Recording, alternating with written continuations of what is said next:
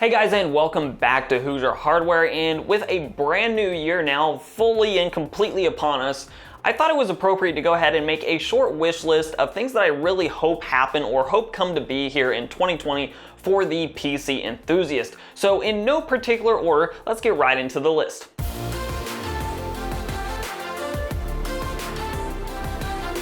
Now, I will throw this out there as well that there are a lot of other great things that I would love to see happen in 2020, and this list is by no means a comprehensive list of everything I hope that does happen. But with no further ado, the first thing I want to see happen in 2020 is to see SSDs and RAM prices stay pretty much exactly where they're at. If not, obviously come down a little bit, that would be ideal for the consumer. But right now we're seeing the cheapest SSDs we've ever seen and some of the cheapest RAM prices we've ever seen as well, at least in the recent several years here. So SSD prices and RAM prices are fantastic for current builders because it allows you to get 16 gigabytes of RAM on a new platform for something like $60, and even getting like 3000 megahertz RAM is very achievable at $65 or $70 or so.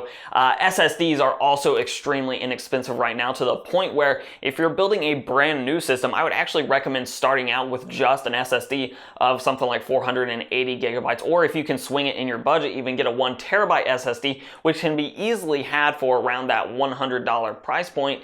And yeah, right now for builders, the SSDs and RAM prices are about perfect, and while I can't see them going down much longer, I would hope that they at least stay pretty much where they're at for most of 2020 for current and even future builders. The next item on my wish list is a really PC enthusiast geared wish list item, and that is to see 4K IPS high refresh rate displays, those high quality monitors, continue to come down in price. I actually looked this morning and I saw the Asus 4K like 144 hertz IPS G-Sync panel, the one with all the bells and whistles, was something like $1,300 I think it was, and I would love to see that monitor get down to right at that $1,000 price. Now, I fully understand these high refresh rate 4K displays that are extremely high quality. They are going to be expensive for a long time. I just want to see them get a little bit more affordable, so an average PC enthusiast, somebody that does enjoy throwing a little bit of money at their setup, can actually get into gaming on those monitors just a little bit more inexpensively. Yes, they are gonna remain expensive. I just want to see them continue to go down in price, and based on display technologies through the years, I fully expect that to happen. Whether they'll be $1,000 this time next year, I don't know, but it's a safe bet that they will be a little bit less expensive a year from now than they currently are. Third on my list of wish list items in no particular order is increased competition at the high end, and I am somewhat hopeful that AMD can bring to market something in 2020 that's actually going to be able to in some way compete with the 2080 Ti.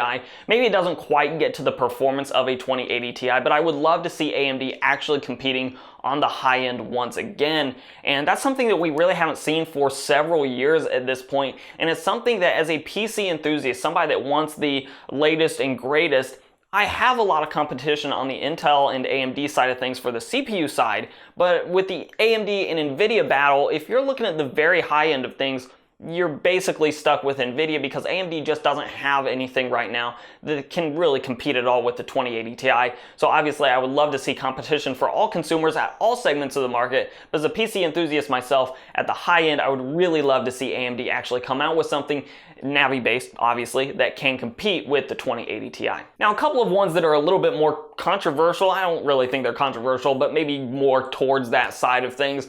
I want Intel to actually be making progress in 2020, and this is purely from the consumer perspective. Right now, AMD is riding a huge line of wins on the CPU side of things, and Intel likewise is riding a huge line of losses, just not wins.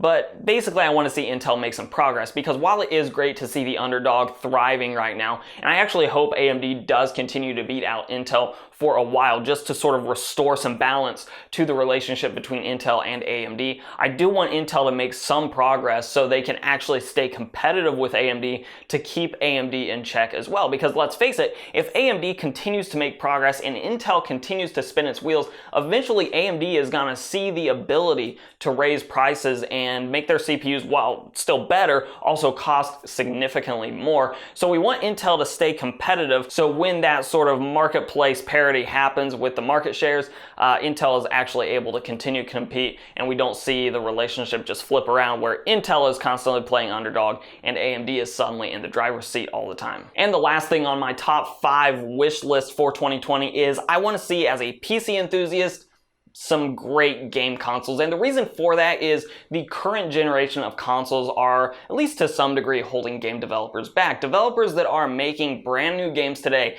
have to keep in mind that when their game launches, a weak machine like an Xbox One or a PlayStation 4 has to be able to run these games. And with the next generation of consoles, we should see a significant bump in performance for console players, which should allow developers a little bit more freedom when they're developing games, knowing that they don't necessarily have to put out a game for the Xbox One, original Xbox One, not the Xbox One X, or the original PlayStation 4. They can develop games that are catered maybe more towards the Xbox One X's, or just the next generation of console altogether, which right now is looking somewhat strong in the spec sheet department, at least right now. And obviously we're working mostly with leaks right now.